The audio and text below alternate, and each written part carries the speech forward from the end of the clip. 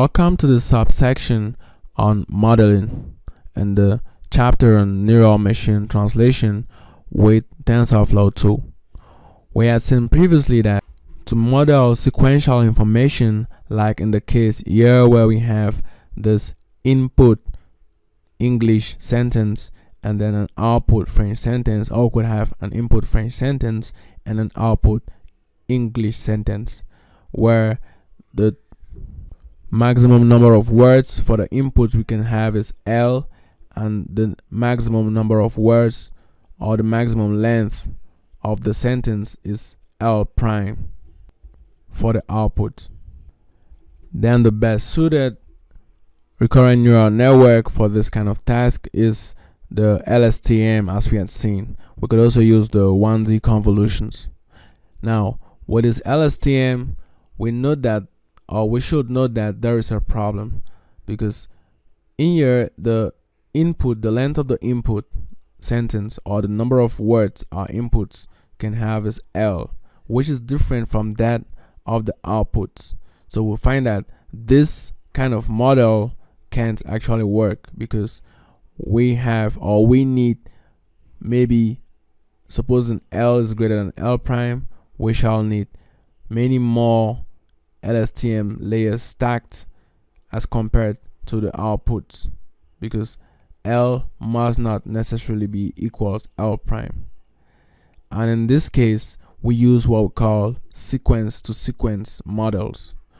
With sequence to sequence models, instead of just having LSTM layers stacked like this, we actually have the first set of LSTM layers which is stacked as the first sequence of LSTM layers which is stacked like this. This is the inputs. So here we have x1 right up to xl, as you could see right here. Note the difference between xl and x and yl prime, because y is the outputs and x are the inputs.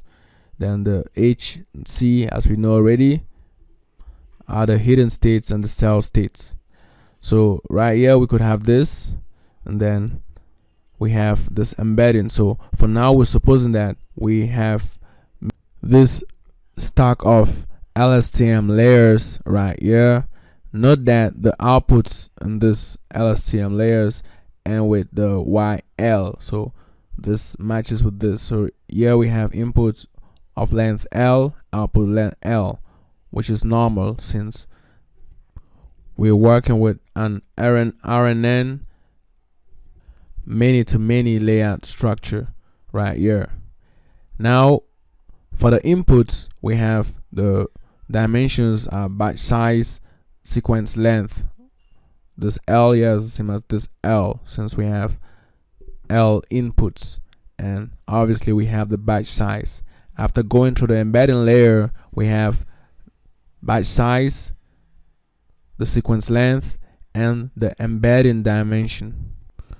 You should note that we could obviously just pass in the batch size, the sequence length, and then the vocab size directly into this, but TensorFlow's embedding layer takes the 2D input of dimension, batch size, sequence length.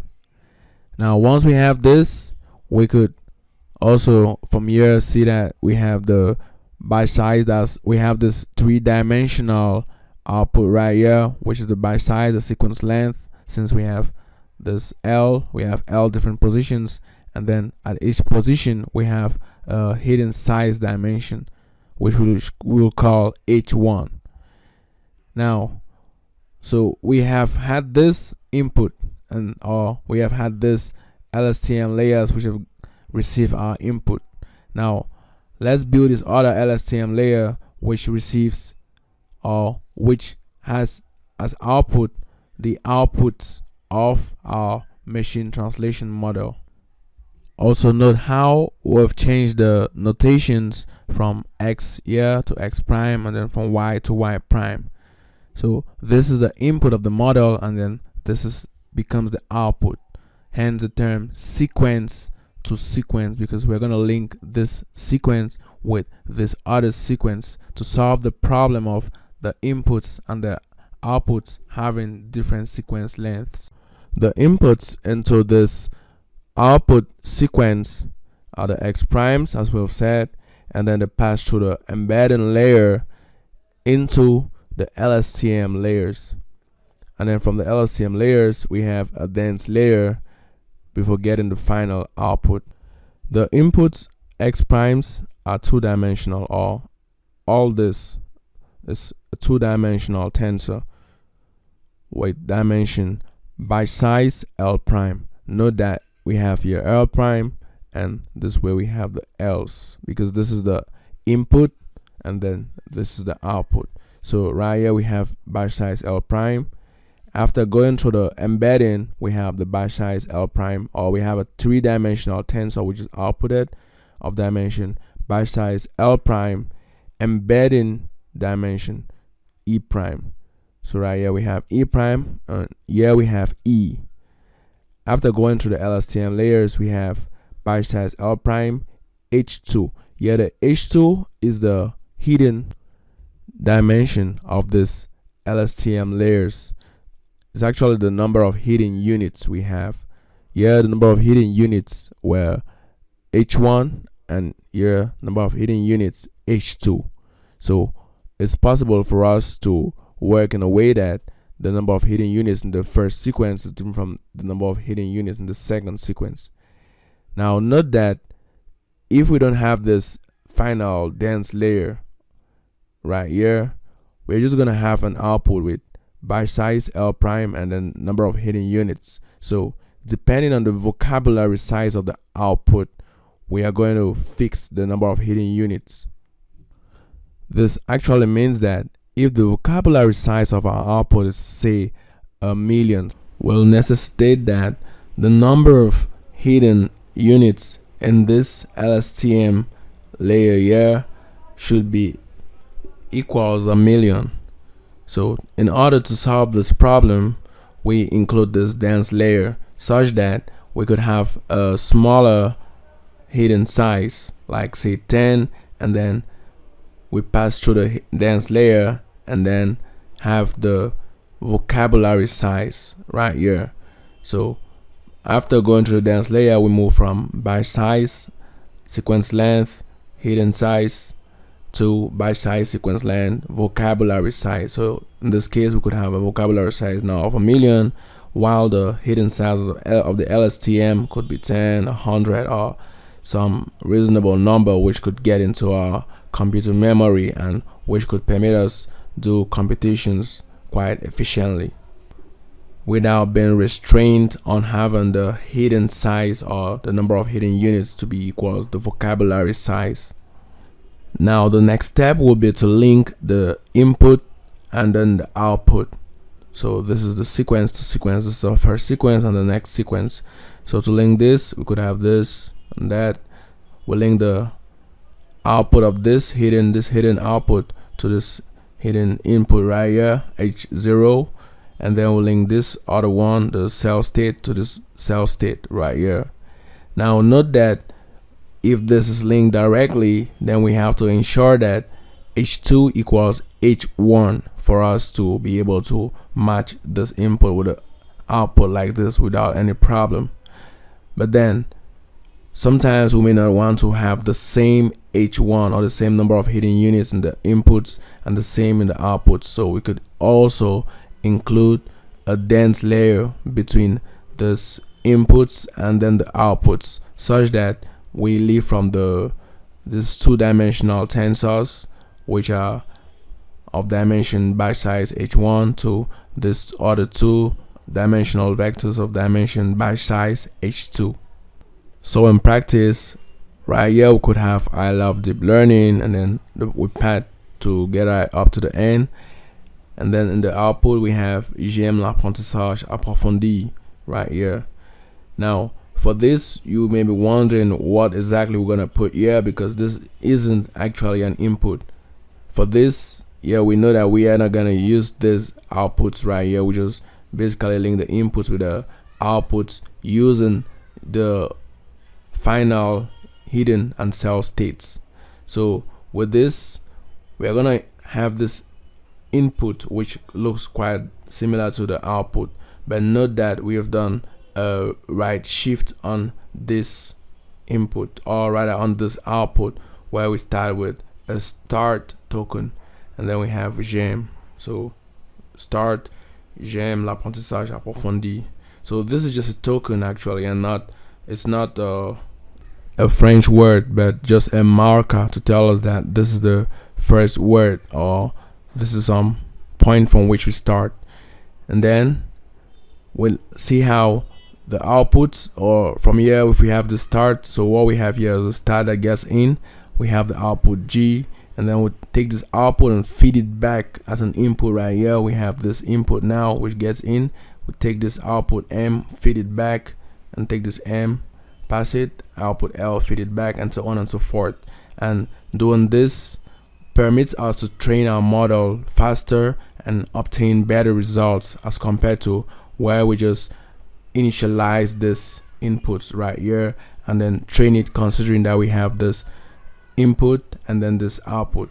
So this technique of actually feeding back the outputs into these inputs and so on and so forth right up to the end is known as teacher forcing, and it's a very commonly used technique in practice, as we said, to speed up training and to obtain better results.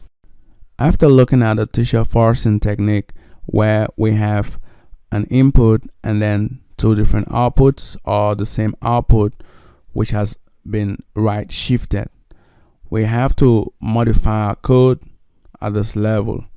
So initially we have this input right here, and then here we have the output.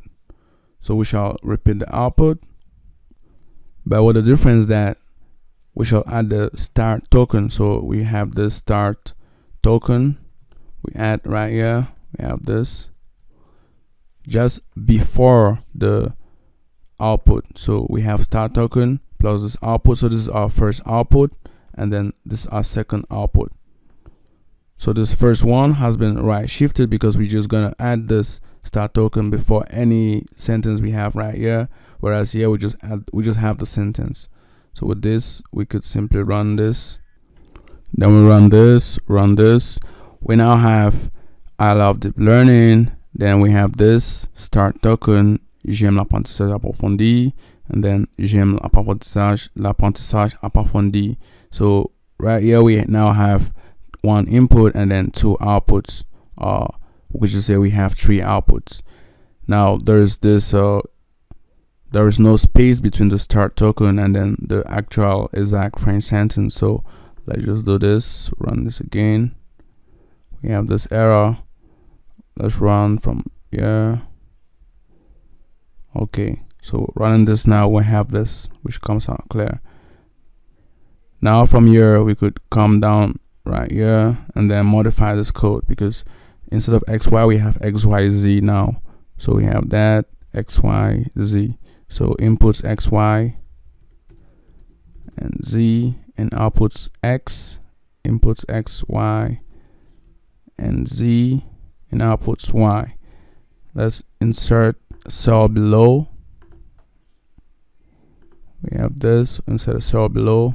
Let's simply copy this now, put right here. So we have XYZ, outputs Z, and then take this, but let's call this the pre-output, and there's the output. So this takes the pre-output with the start token, and then this takes the actual output without any token. So right here we have XYZ and output Z. That's fine, and this is the output. So let's run this. We haven't run this already, so let's run this right here, run this. So this end defined, so let's come back to this, take this again. So here we have pre-output, that's fine, everything seems okay. Run this again. Okay, everything's fine. Just before vectorizing, let's actually get the vocab sizes. So let's insert a cell just above this. We have this, the vocab input size is the vectorized input layer, which is this input layer. get vocabulary, the length of this. So we'll get the vocab input size, we also get the vocab output size from this. We could, let's just print out the vocab input size. Run this, see we have that. We could modify this, have vocab output size, which gives us 1415. So there we go. From this point we could now get to our vectorizer, which is going to be modified. Right now, from the teacher forcing technique we had seen right here, we had this input to the model and then this output with this other output. But note that while training our model, the loss is going to be computed with respect to only this output. So our model in TensorFlow sees this as an input instead of just being an output, as we had earlier said. So this is going to be seen as an input to the model, as well as this other one. So this is an input and then this is an input, and so these two inputs will be passed in the form of a dictionary to our model. So that said, we're gonna have a dictionary and then the vectorized output. So we could have this. So this is our input dictionary, and then this is our output. This input dictionary can contain as many different inputs as we want. So we have here input 1, we have input 2. So that's it. Now once we have this, we can now write out the exact values for the input 1. But just before doing that, we have to include the z here. So we have this z, since our data set now has these 3 values. So it takes this, we have the vectorized input layer that we have, vectorized input layer, which takes an x, so we'll vectorize that. And then we have, for this, we have the vectorized pre-output layer, which takes in y. All right, here we have the vectorized output layer, which takes in z. Now for the output layer, we shall be working with the 1 hot representation. So we use TF the 1 hot to convert that into 1 hot representation, and then the depth is equals the vocab output size. So there we go. So that's it. And then for this, now we could run this and then take a run on this, and this is what we have now for our data set. This is what our data set now looks like. Another modification we shall do is to take off this batch size dimension right here. So we could squeeze this. We have TF that squeeze of this and the 0 dimension, TF that squeeze,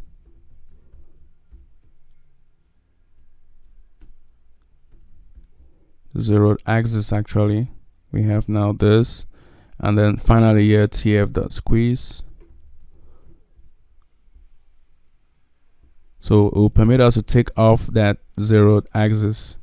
Go run this now, rerun it again. So we have here now that 0 axis taken off, and this is what we get.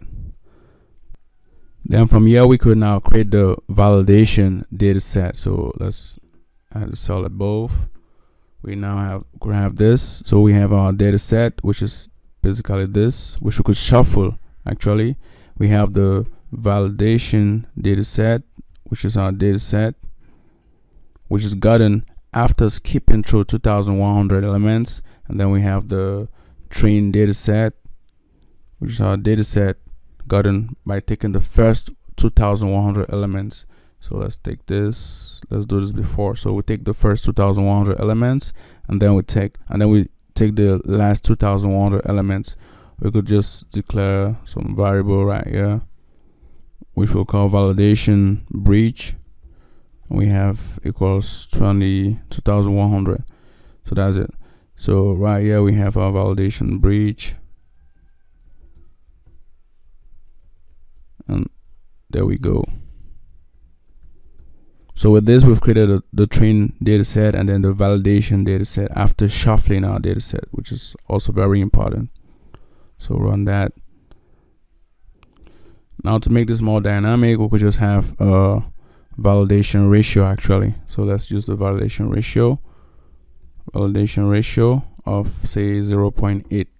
And then since we have the number of examples which has been defined as this, we could have now the validation breach equals validation ratio multiplied by the number of examples. So that's it. This will actually give us a value of 2000. Here we have the number of examples. So that's it. There we go. We could now take this and put up here. We have this right up here. That's fine. Let's rerun this.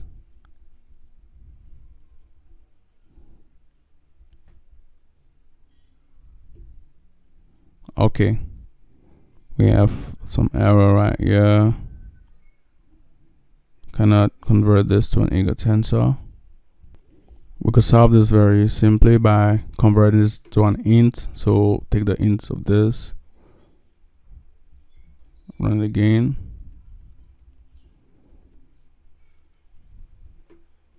and that's fine.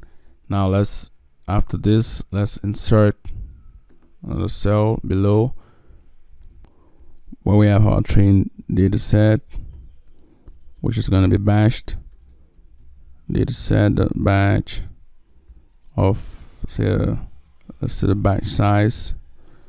It's going to be cached and include the prefetch buffer size auto tune. So that's fine. Let's now take this and do the same with the validation data set. Validation, we have this validation too. Validation cache is fine, and we could run this, but the batch size isn't defined yet. So let's define the batch size right here. So batch size of 512. So with this, we could run everything again, and that's fine. Now looking at the modeling proper, we could have this. So let's start from the embedding dimension, which we define to be 8. The number of LSTM units for the 2 LSTM layers we define to be 1000. We could actually create 2 different LSTM hidden size values. So we have the LSTM input. So right here we could have LSTM input hidden, and then the LSTM encoder, and then here we have the LSTM decoder. So we have the encoder and then the decoder. That's it. So with this, we could modify this and put a value like say 300 and then 100 for example. Then we'll define our inputs. We have this first input, which we define as inputs, which has this dimension sentence length. We'll now see the reason why we had squeezed our data set initially. And then we have the pre-output, which is another input too, which is that input with the start token, which is the same dimension as this. And then we move now to the first embedding layer, which is this one. We have, it's going to take in some values. I was going to take in 2D input and then output our 3D output with an embedding dimension added, which is this.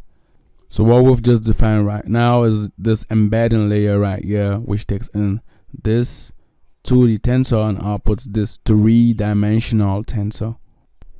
We now go ahead with the encoding layer right here.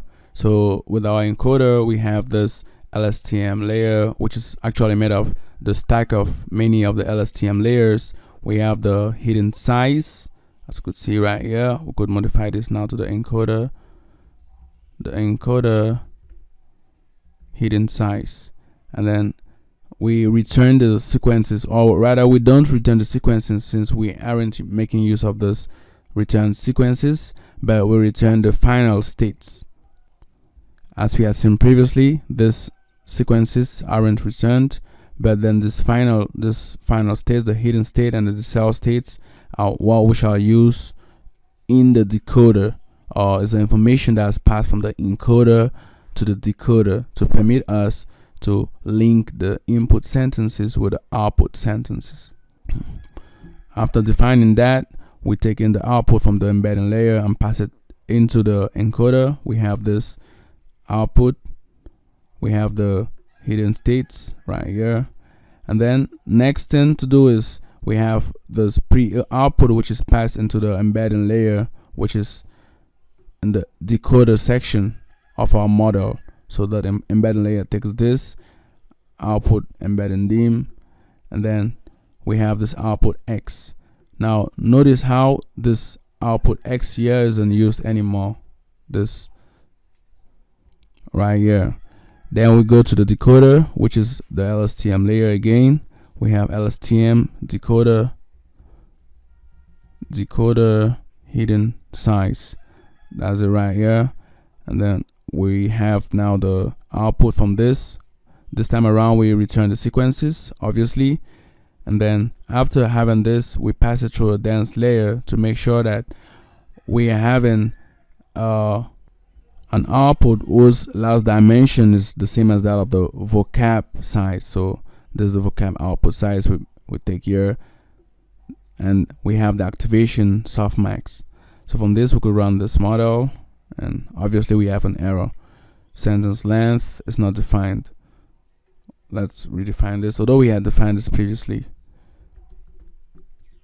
Let's take this to be 10. So we'll run it again. We should have an error from this. That's fine. Let's look at this error.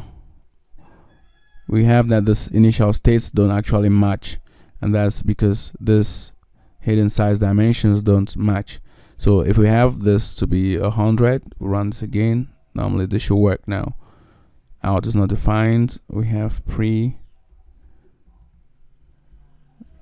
out. Run it again. Okay, that's fine. So as you can see clearly here, we have 246,555 parameters. We have our different layers which come out clearly here, the inputs and then the output. So that's it. Now what we could do next is, if we modify this, say to 300, we make sure that what gets into this has passed through a dense layer. So we could have a dense layer which takes in this. Let's define our dense layer separately as dense, or let's call it a match